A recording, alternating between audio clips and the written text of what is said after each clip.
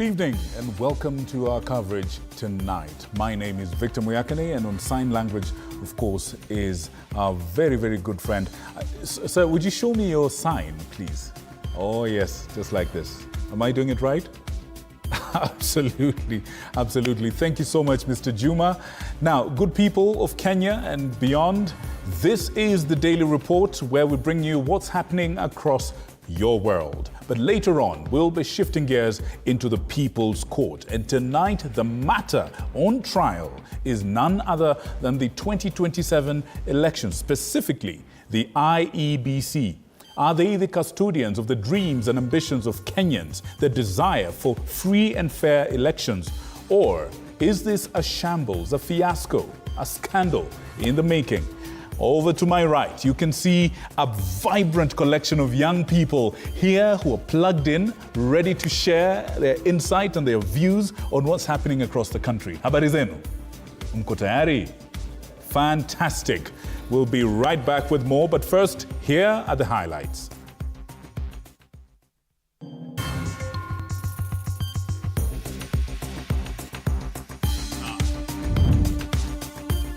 A photojournalist who testified in the Rex Masai case has identified police officer Isaac Murangiri as present at the scene and arrogant and hostile towards both protesters and journalists. The ODM party has reiterated its support for the political pact between party leader Raila Odinga and President William Ruto's UDA amid recent internal rifts within the party. That the party supports the position that has been taken by party leader Honorable Raila Odinga to work with the Kenya Kwanza administration to stabilize the country. And the prime suspect in the Kenyatta National Hospital Ward 7 murders has formally been charged today with the killing of Gilbert Kinyua Muthoni, who was found murdered in Ward 7C on the night of February the 6th to the 7th of this year.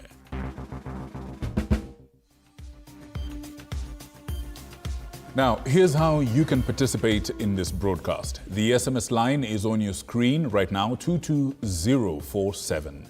It's live and direct. We'll be able to sample it live and direct right here. But if you prefer to use WhatsApp, then my producers will put the WhatsApp number at the bottom of the screen as we proceed with the discussion. And that's how you can send in your feedback. It comes directly to me. Please don't call, just send in your message and we'll be happy to sample that. Now, if you are watching via YouTube or Facebook or any other platform, you can use the chat box, the group chat or the live chat. I'll still be able to see your comments and everything. Thank you very much for joining us. Our broadcast begins now. And with this, 2 police officers will each serve 35 years behind bars for torturing a man to death while in custody. Constables Emmanuel Wafula and Godfrey Sirengo were convicted of murdering Dennis Lusava in 2022 at the Mbururu police post in Kakamega County. In delivering the sentence, High Court Judge Ruben Nyakundi said that the officers had every opportunity to protect Lusava's life, but instead they chose to handcuff him to a window and subject him to brutal torture that led to his death. Samira Mohammed has more. 3 years later, the journey to finding justice for 31-year-old Dennis Lusava was tortured and brutally killed by 2 police officers at Mbururu police post in Kakamega County has come to an end. With Justice Ruben Nyakundi issuing a 35-year jail sentence against police constable Emmanuel Wafula and Godwin Wekesa after they were found guilty of murdering Dennis Lusava, a man whom they tortured to death at Mbururu police post in Kakamega County. I sentenced each accused person to 35 years imprisonment, and they have 14 days right of appeal to the Court of Appeal. They can then test this decision and be able to see whether we exercised our discretion using the legal lens. In his ruling, Justice Nyakundi said the prosecution had proved its case beyond reasonable doubt against the 2 who were charged with the murder of Dennis Lusava. Nyakundi said the accused were police officers mandated to protect life, but instead murdered the deceased, noting that the circumstances surrounding the offense indicated it was avoidable. He further stated that the right to life must be protected by everyone and that the officers did not have to kill the deceased. The circumstances that this death could be avoided, the answer is yes. Our brothers had all what it takes to secure the life of the deceased in this matter. But unfortunately, that was never to be. According to the witnesses and the evidence presented to court, DNA samples from the body of the deceased matched those found in a car hired by the officers and used to dump the body in River Nzoia. Dennis' body was discovered in October 11, 2022 in Nzoia River and identified by his family, where an autopsy on the body revealed extensive injuries leading to circulatory failure. Samira Mohammed for TV47, Nairobi. In other news, the man suspected to be, of the shocking murder at the Kenyatta National Hospital's Ward 7C earlier this year has now been formally charged. Kennedy Kalombotole is accused of killing Gilbert Kinyua Muthoni during the night of February the 6th to the 7th of this year. However, he didn't enter a plea in court today because Lady Justice Diana Kaveza ordered a mental assessment first. Meanwhile, proceedings also continued in the murder case of the late Kasipul Member of Parliament Charles Ongondo Were. Sheila Chelangat reports on the latest developments from the corridors of justice. So Nairobi remand Kennedy Kalombotole, the prime suspect in the murders of two patients at Ward 7 in Kenyatta National Hospital, was arraigned before Kibra High Court today. Kalombotole has formally been charged with the murder of Gilbert Kinyua Muthoni, who was found murdered in Ward 7C at the hospital. However, he did not enter a plea following concerns of his mental state.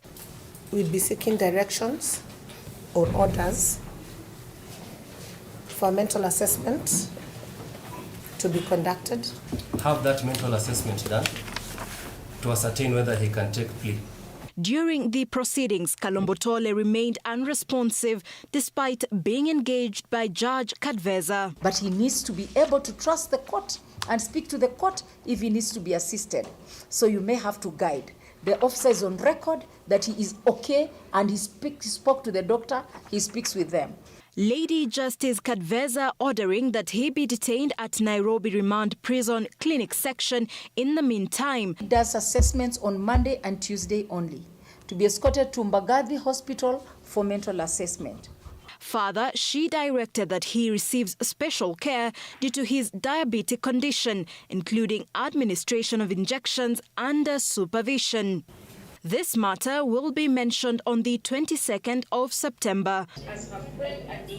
Meanwhile, in the trial of the murder of Charles Ongondo Were, 5 murder suspects accused in the case pleaded not guilty to murder charges. 5 are alleged to have conspired in the murder of the late MP. Their bail application is scheduled to be determined by August 14th. Sheila Chelangat for TV47. Right, good people. 18-year-old Form 4 student Liz Njeri Mwangi has admitted to killing a 3-year-old girl during a church service in Nakuru.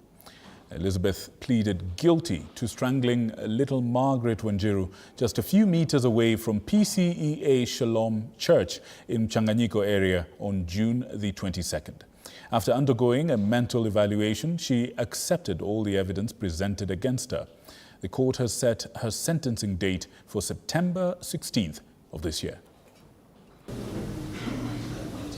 After undergoing a mental assessment to confirm her fitness to stand trial, Form 4 student Liz Njeri Mwangi appeared in court to answer to murder charges. In the Nakuru High Court, the prosecution presented all the evidence, including the clothes Liz Njeri wore on the day of the incident, CCTV footage and photographs capturing her walk out of the church with little Margaret Wanjiru, and the cloth used in the strangulation about 50 meters from the church while the Sunday service was ongoing. Kwenye CCTV footage ambaye iko hapa mahakamani siku ya leo inaonyesha vile mshtakiwa akiwa kwa hayo mavazi ambayo niliposema awali, akiweza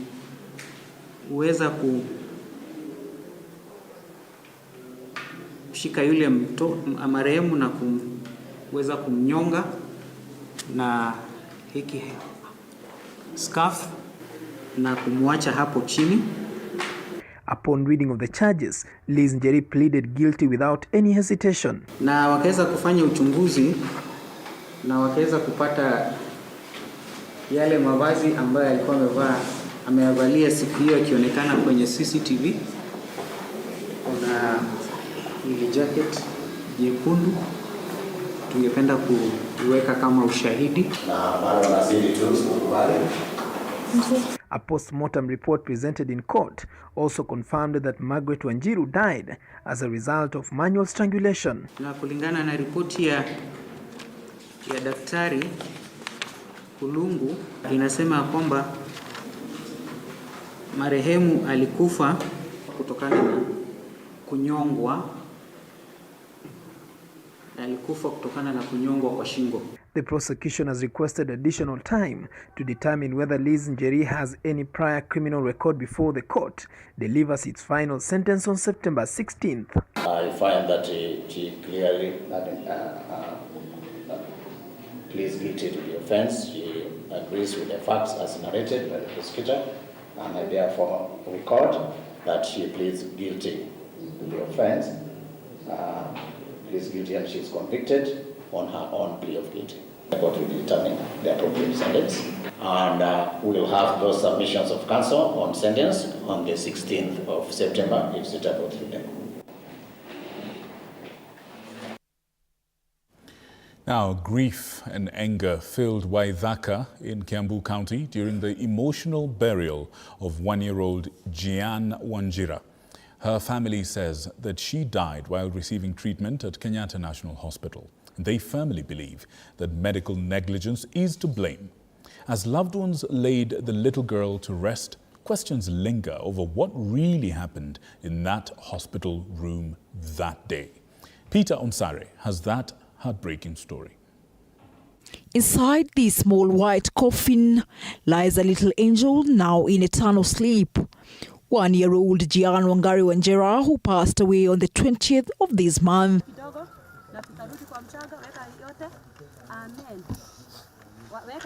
According to the child's family, her death could have been avoided had the medical staff at the Kenyatta National Hospital responded swiftly and responsibly. Jian's mother insists that the negligence by the hospital's healthcare providers is what cost her daughter's life. Naitwa Susan Wanjira, mama ya mtoto anaitwa Jian Wangari, mwenye nilikuwa nimepeleka Kenyatta last Saturday, akapass the following morning through the negligence of the nurses. However, a post-mortem conducted by government pathologists indicate that Jian Wanjira died from pneumonia and a stomach infection, conditions that were not being fully addressed, as doctors were only treating her for kidney complications. Yeah, I'm called Dr. Bernard Media. I'm a forensic pathologist working in Kenyatta National Hospital. The child also had pneumonia, both pneumonia, which is in the lungs, and peritonitis, which is in the. This is what I found, yeah. And today, as the family laid little Jian to rest, the plea was just one. Sasa mimi nataka haki ya mtoto wangu itendeke. Majina naitwa John Mburu. Jian ni sister yangu mdogo. Na ningetaka haki. Kwa hiyo negligence ya madaktari. Tunataka haki ya mtoto na tutashukuru. Meanwhile, on Monday, while on a visit to the same hospital, Health Cabinet Secretary Aden Duale assured the grieving mother that justice will be served. He called for a swift and thorough investigations into the matter to ensure accountability. Make sure tomorrow morning she goes to KMPDC and she files a complaint. Yeah. And her case is investigated, and I must be brought the file. You'll get justice, at least from us. Right. After spending 14 years behind bars in Saudi Arabia under a death sentence for a murder that he always denied committing, Stephen Muyakane is finally back home. Muyakane had been convicted in 2011 for the killing of Abdul Halim Mujahid and had faced execution until a series of diplomatic interventions helped secure his release. He touched down early Tuesday morning at Jomo Kenyatta International Airport, where he was warmly received by his family, friends, and the Principal Secretary in the State Department for Foreign Affairs, Dr. Korir Sing'oei.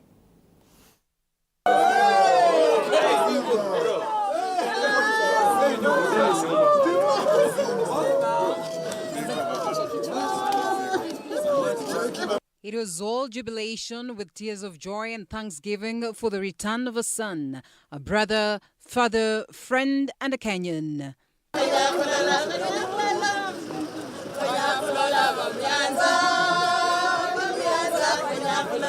Veteran journalist Dorothy Kweyu, her husband, and their entire family were overwhelmed with emotion as they reunited with Stephen, now also known as Abdi Kadir, after converting to Islam.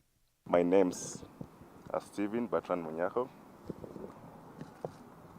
a.k.a. Steve-O, a.k.a. Abdul Karim. My firstborn, the first fruit of my womb. Thank you, Jesus. Thank you, Allah. On behalf of the large extended family of Maero, I'd like to say my greatest gratitude, first of all, to our government, PS. Thank you very much for the assistance, the perseverance, kila kitu ambao you have made possible. Stephen's sons, who were children when he left years ago, stood in disbelief, unsure of how to embrace the father they barely remembered. He too was visibly emotional, struggling to find the words. I'm grateful to Allah for this second chance that I have been granted.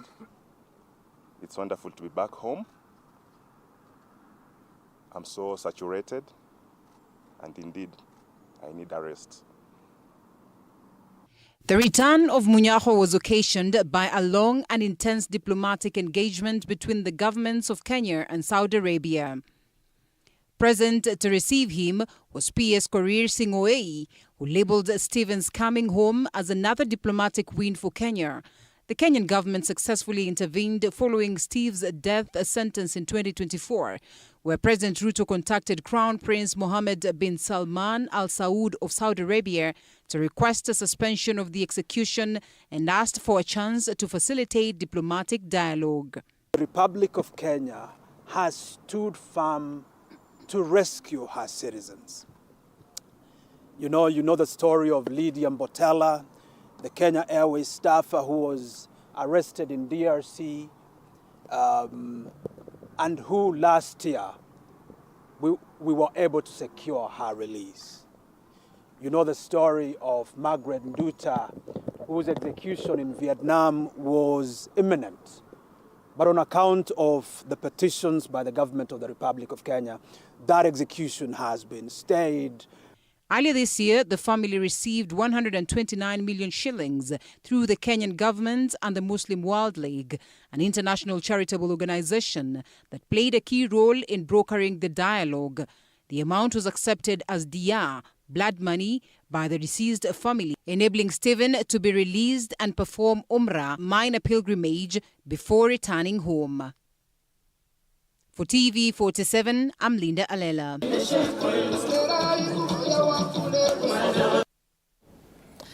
Naivasha Member of Parliament Jane Kihara will now have to face criminal charges after the High Court in Nairobi dismissed her application to quash them. Kihara, through her lawyer Ndegwa Njiru, had asked the court to postpone plea-taking, citing the need for constitutional interpretation. However, Magistrate Ben-Mark Ihubi ruled that the Director of Public Prosecutions acted lawfully in bringing charges forward. The MP is now expected to appear in court and take plea on August the 5th. Mike Kagwongo has the details.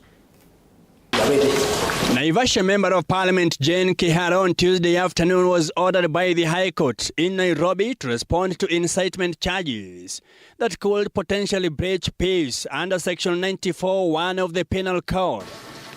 The legislator is also accused of using derogatory language with the intention of inciting violence on July 8th of 2025.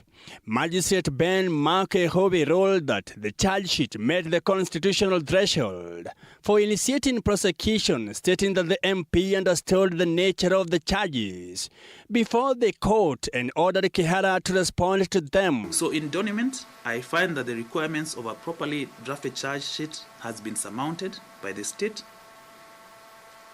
I find also on the face of the charge sheet, I'm of the conscientious view that the suspect will be able to fathom and adequately discern and be able to prepare for her defense. The MP will now respond to the charges against her after Magistrate Gobe determined that the Director of Public Prosecutions acted within the law when initiating the case.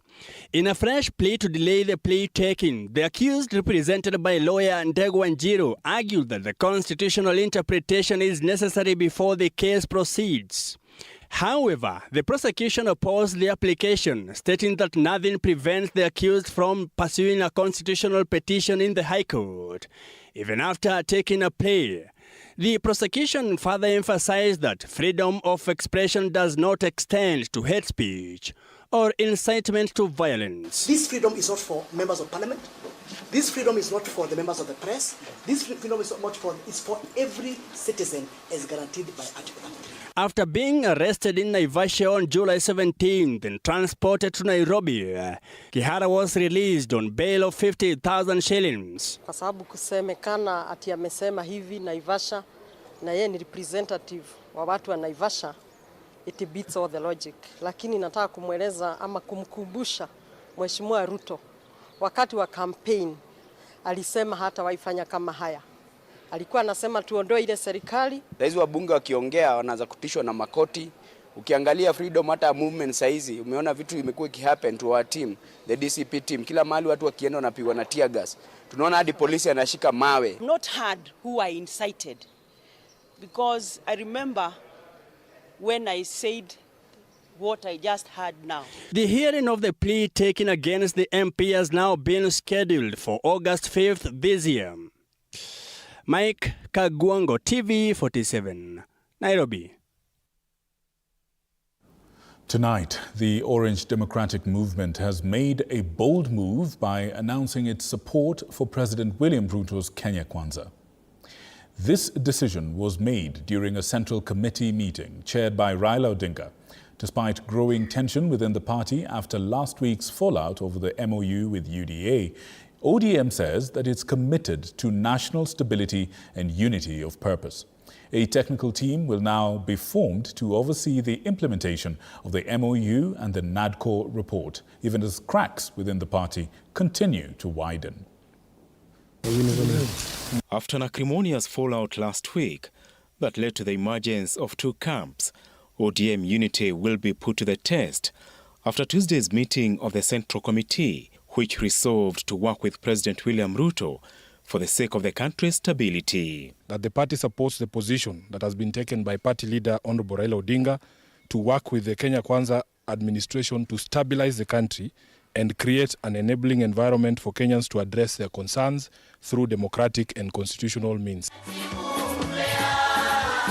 In the build-up to the Central Committee, divisions and tensions were rife within the party, and despite the show of unity, the party admitted the differences played out before the Central Committee. Na atakuja atuambie kama wanachama ametumwa na nani. Aseme hiyo mambo yenye anasema. Sasa hii Sifuna akienda, what will happen? Si tunaendelea tena maisha. Yeah, so you can, if you threaten us that you can leave ODM, you can leave. Jared Okello is here.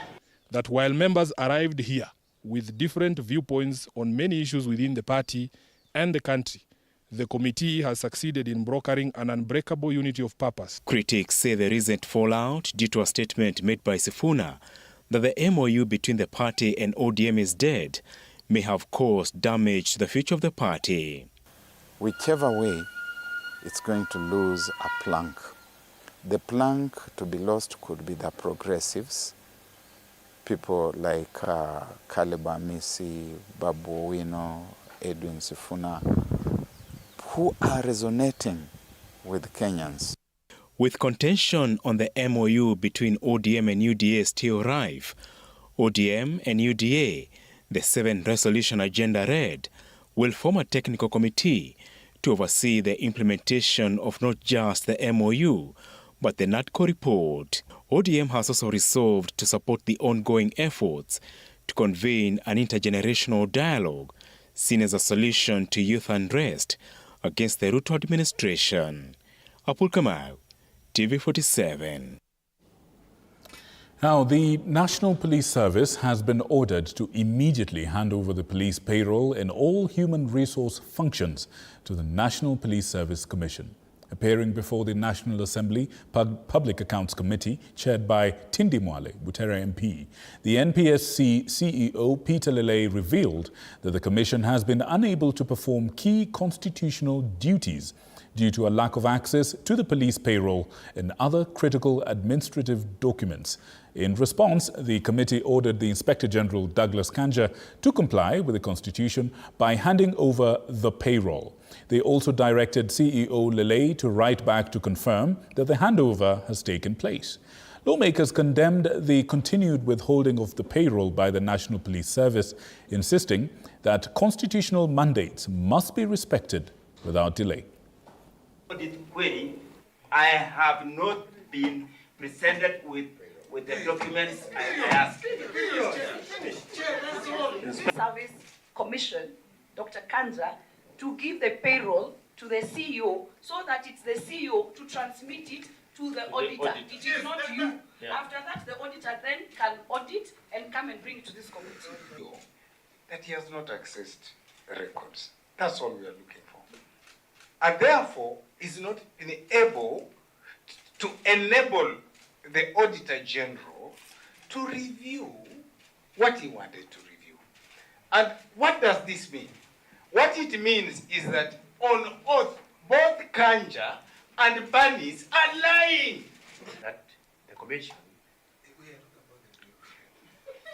which I'm also a member, any record, any report that it requires is mandated by the law to get from the National Police Service. All records, including payroll. I want you to add that, including payroll.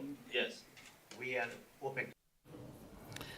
Now, over to some distressing news. And a day after confirming its very first case of Mpox, the Trans Nzoia County government is moving swiftly to contain and manage the disease. Speaking in Kitale today, Health CEC Sam Ojwang confirmed that a 20-year-old man tested positive after lab results came back from a government facility. With Trans Nzoia being a border county, Ojwang said that the county is working on cross-border cooperation with Uganda and is urging neighboring counties to step up surveillance to stop the disease from spreading any further. Baada ya sample ambao zilitumwa huko, ilithibitishwa kwamba mtoto wetu mmoja wa miaka 20 mwanaume ako na ugonjwa wa Mpox. Huyu kijana anatoka katika sub-county ya Kiminini katika ward ya Waitaluk, na hiyo ndio case ambayo imepatikana katika kaunti hii yetu ya Trans Nzoia. Tume reach out to Busia County, we have also reached out to Bungoma County. Now we are also working very closely with the Ugandan government, ili any source through the border, na ile inapitia Busia na inapitia Bungoma, we want to work together as a team. Tayari County Commissioner ametuma ujumbe kwa machief, ACCs na polisi wetu wote kuhakikisha kwamba tunawahamasisha wa Kenya na pia tunahakikisha kwamba wale wanaingia kwa njia inayofaa, lakini najua pia kwamba idara ya afya itatoa mwelekeo zaidi. Preparations for the 2025 Devolution Conference are gathering momentum, with the National Steering Committee holding its 6th planning meeting in Homa Bay County today. The committee, chaired by Nyeri Governor Dr. Mutahi Kahiga, says that it is committed to making this year's conference the most inclusive and people-centered one yet. Faith Wangari reports from Homa Bay, where the high-level team is finalizing key logistics ahead of the big event. The countdown to DevCon 2025 is on, and Homa Bay is at the heart of it, with the Devolution Conference National Steering Committee convening its 6th planning meeting today to evaluate progress and fine-tune logistics for the upcoming event, which kicks off on August 13th. Led by Nyeri Governor Mutahi Kahiga, the committee carried out an extensive site tour and engaged local stakeholders and service providers to ensure all systems are in place. Tunawakaribisha Wakenya wote kuungana nasi katika kongamano la kusherehekea ugatuzi ambalo litafanyika hapa kwa majuma mawili yajayo. The theme for the Devolution Conference is for the people, for prosperity, devolution as a catalyst for equity, inclusion and social justice. So we ask the delegates, which now over 4,000 have registered, to be keen on the side events where you will share insights on what needs to be done. Governor Kahiga confirmed that President William Ruto will preside over the official opening, with Azimio leader Raila Odinga expected to attend on day 2, while Deputy President Kithure Kindiki is said to close the conference. In a marked shift from the past editions, this year's theme will center on grassroots voices, with organizers saying ordinary citizens, not just government officials, will drive the agenda. Homa Bay Senator Moses Kajwang welcomed guests in advance and urged locals to prepare for the economic benefits expected from the influx of visitors and activities. The committee also emphasized inclusivity, assuring that Kenya's Gen Z will be represented in key discussions and panels throughout the week. Tayari Rais wa Jamhuri amethibitisha kwamba atakuwa hapa nasi siku ya kwanza, siku ya pili tutakuwa na aliyekuwa Waziri Mkuu Raila Amolo Odinga, na siku ya tatu tutakuwa naye naibu wa rais Mheshimiwa Kithure Kindiki. Make Homa Bay truly the county whose endless potential can be exploited for the benefit of the people. We are glad to report that the county has sponsored at least 5 young people from across the country. The Devolution Conference is a conversation about inclusion, and we, the young people, are ready to join the conversation. So to confirm, the Gen Zs will be here, and we are ready to contribute meaningfully. Key venues across the county, including the Raila Odinga Stadium, Tom Mboya University, the Homa Bay School, and the Homa Bay Arboretum, which are being re-aided to host a wide range of events in the lead-up to and during the conference. Faith Wangari, TV47. All right, thank you, Faith. And on that note, we want to take a short break. We'll be right back with more content after this break. Please keep it right here, because guess what? After the break and after we finish with the rest of the news, the People's Court will be in session. And tonight, we're talking about something absolutely powerful. We want you to be part of it. We will be right back after these messages.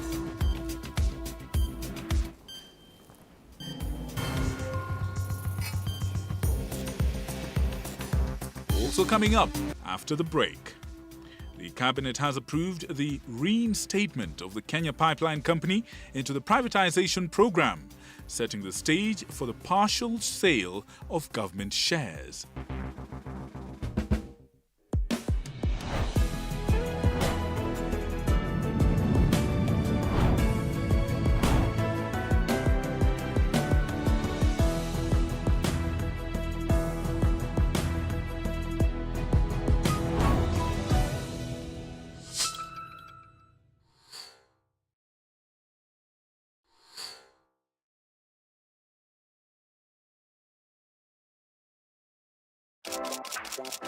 This is Kenya's #1 talk show, Dr. Farika tonight. My name is the Eagle himself. Dr. Farika is my name. We are flipping the script, but guess what? Or should I say, guess who is taking over tonight's show? Anyway, furahia umekaa na kasipuni. CP unit ni Punet. Ni Punet. Punet. So you guys knew about... Piga. Sawa basi. Nasema, that I'll give you the whole time. I don't want to go back to brokenness. Never. I just love the high life. Siwezi taka kuimagine ati nimesota. You have to watch to find out. Tune in every Wednesday from 7:30 p.m.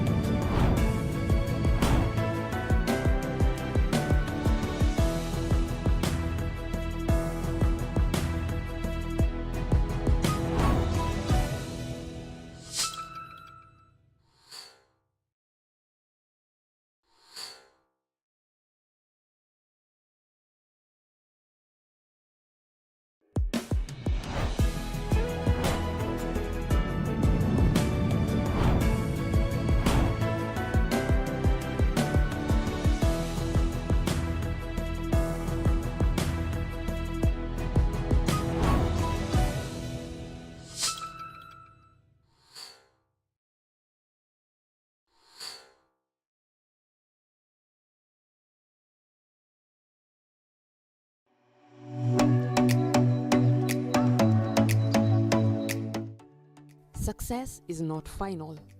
Failure is not fatal.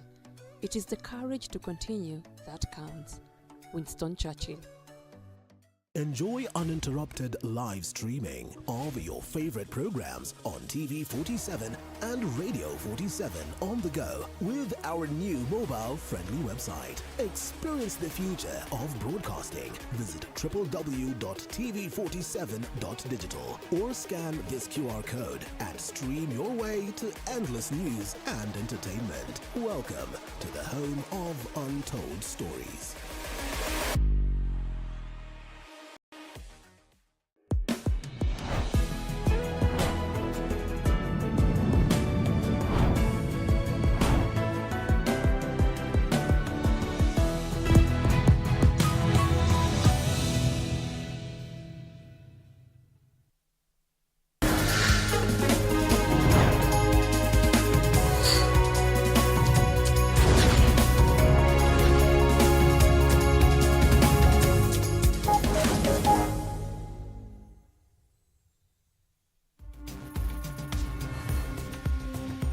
Now, welcome back. If you're joining us right now, this is still the Daily Report. The People's Court will be coming up in not too long a while, but let's catch up on what else is happening across our world for the time being. And Kenya is gearing up to host the second edition of the Africa International Agricultural Expo from October 28th to 31st of this year at the Kenyatta International Convention Center in Nairobi. Organized by Nairobi-based Agri-Africa Exhibition in collaboration with global trade leader Hongsheng International Exhibition Limited, the event will bring together players from across the continent to share innovations in agri-tech, build partnerships, unlock new markets, among other things. This expo aims to drive Africa's agricultural transformation through technology and collaboration. State Department of Forestry. State Department of Forestry. All right, now, CFAO Healthcare has officially acquired full ownership of Good Life Pharmacy, Kenya's largest private pharmacy chain, in a deal aimed at boosting healthcare access and service quality across East Africa. With nearly 150 outlets across Kenya and Uganda, Good Life serves over 2 million customers annually. CFAO says that the acquisition will help expand access to affordable and high-quality medication while supporting innovation in pharmaceutical delivery across the region. A brand, it's not only a Good Life brand, it's a wellness hub.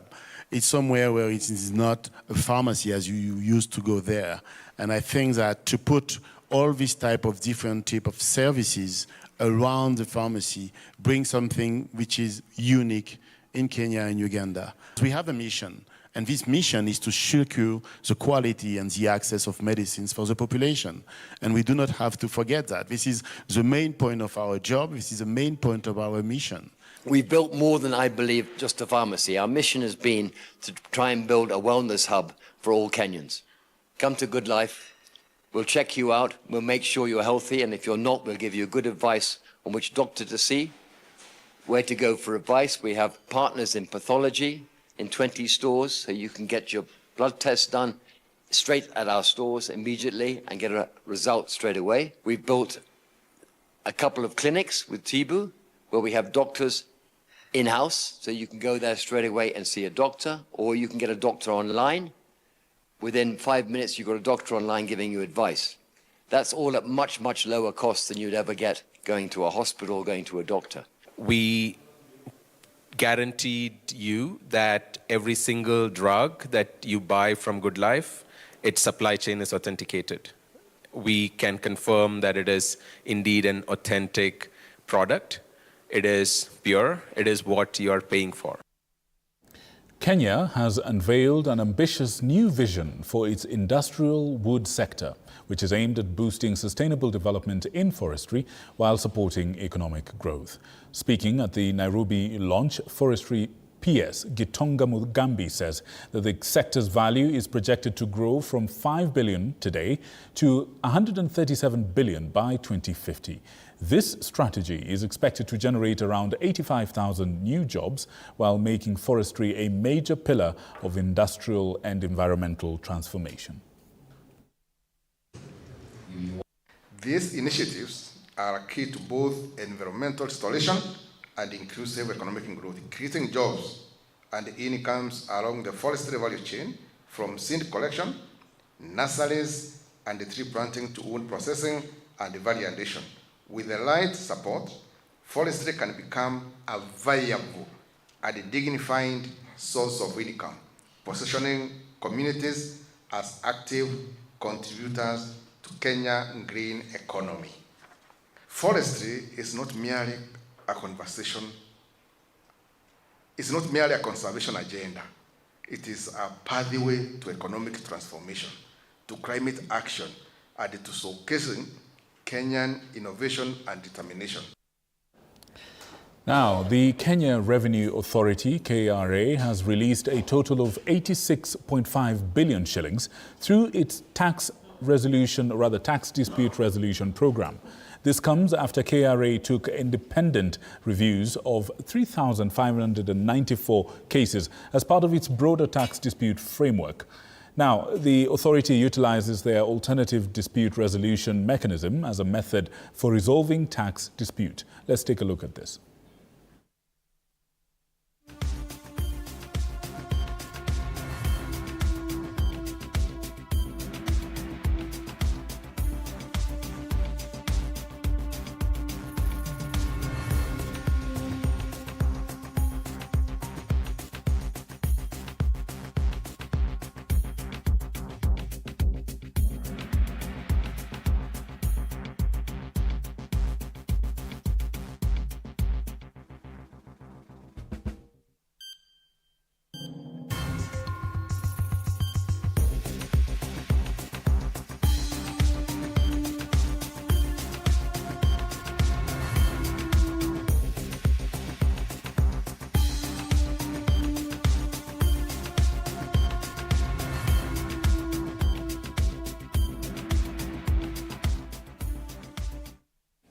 The Cabinet has officially cleared the way for the Kenya Pipeline Company to rejoin the government's privatization program, opening the door for Kenyans to own a piece of the energy giant through the Nairobi Securities Exchange. This move is part of a broader policy shift, one that leans on the private sector to drive efficiency, unlock market value, and modernize strategic assets. Though profitable, KPC has long been constrained by bureaucracy, with private capital and industry expertise now expected to come in. The company could soon follow in the footsteps of former state-run success stories like Safaricom and Kengen.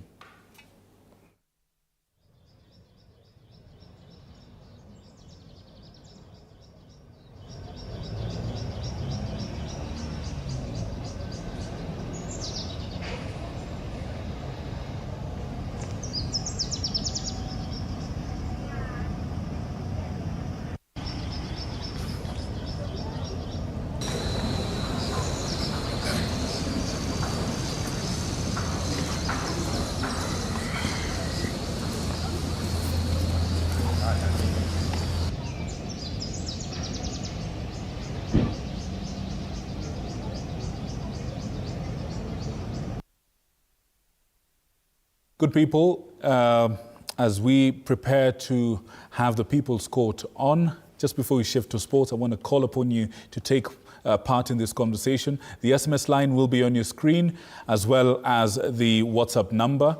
We shall be able to bring you up to speed on that. Now, there's a story that we ran a little bit earlier, and I'm afraid there was some technical problem with it. Allow us, with your indulgence, to give you this information afresh and hopefully more accurately. Kenya is gearing up to host the second edition of the Africa International Agricultural Expo from the 28th of October to the 31st at the Kenyatta International Convention Center in Nairobi. Organized by Nairobi-based Agri-Africa Exhibition in collaboration with global trade leader Hongqing International Exhibition, the event will bring together players from across the continent to share innovations in agri-tech, build partnerships, as well as unlock new markets. This expo aims to drive Africa's agricultural transformation through technology and collaboration. To address Africa's agricultural, we want to showcase Africa's agricultural potential, which remains largely untapped, and also to address some of the challenges that the agricultural sector faces.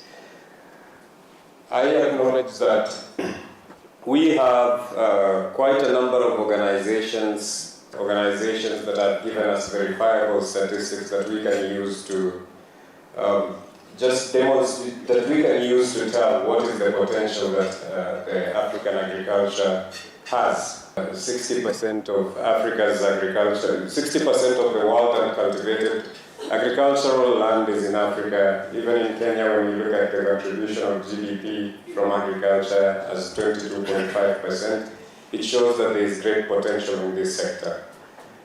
As you know very well, given the current international trade, which is becoming unpredictable and changing continuously, the necessity of enhancing and boosting and further expanding inter-Africa trade is a time of calling. The potential uptake for tea in Africa is around 554 million. So if we concentrate, I think, as T-Board, all the teas that we produce, we have enough market.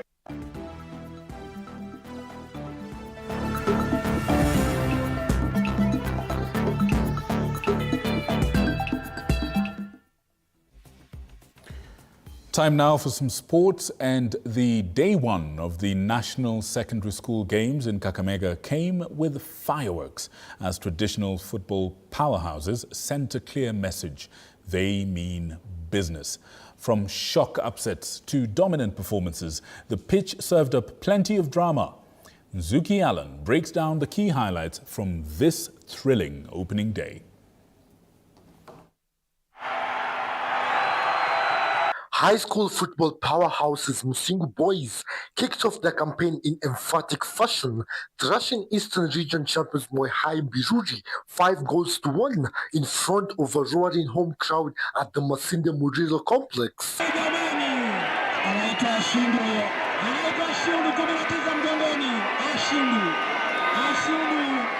The game was much tight, but the dedication, the hard work, we have managed to take the 3 points home.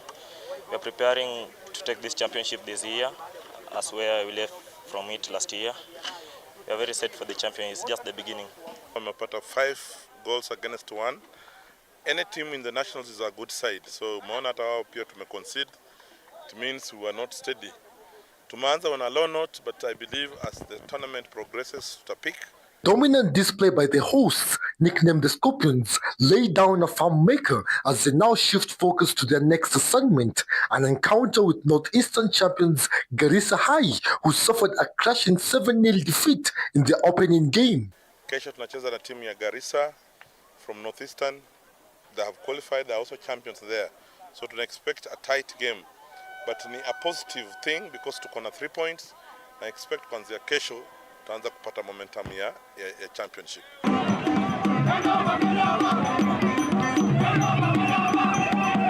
Meanwhile, Rift Valley giant St. Joseph Boys Kitale, affectionately known as Jobo, showcased their pedigree with a commanding 3-1 victory over defending champions Highway Secondary, much to the delight of their loyal fan base.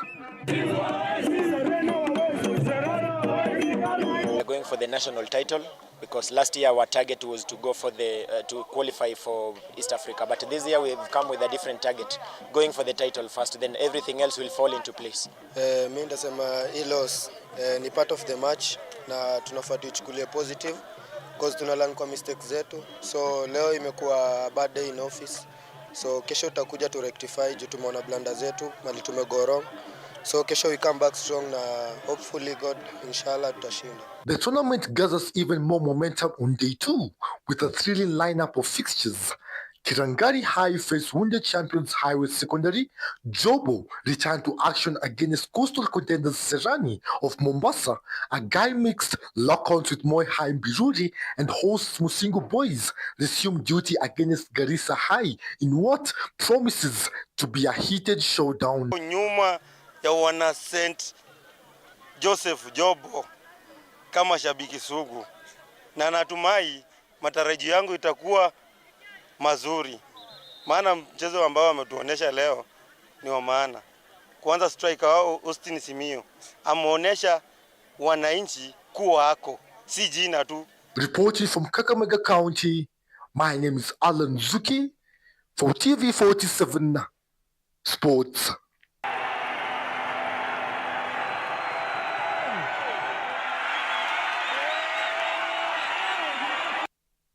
Thank you, Alan Zuki, for that. Now, more than 600 young athletes came together for this year's Stuart Dowsett Memorial Rugby Tournament held at the Tatu City grounds.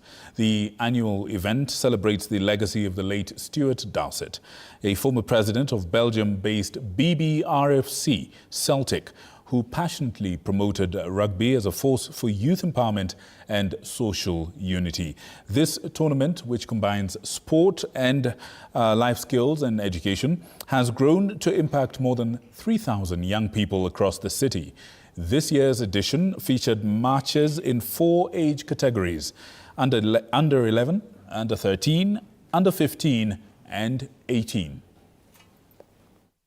Dowsett Memorial Tournament, where we are celebrating a former rugby legend, and we got the kids to come together and make this a great day. I'd like the program to grow, so by introducing like more communities to come in, and of course like some more rugby skills, some more development. So we want to see more improvements around the areas, especially the underprivileged areas where rugby is not very popular. We use the sport of rugby with its values to ensure that we are able to scout for scholarship positions. We are able to impact academic by providing learning materials to the beneficiaries and the students that we work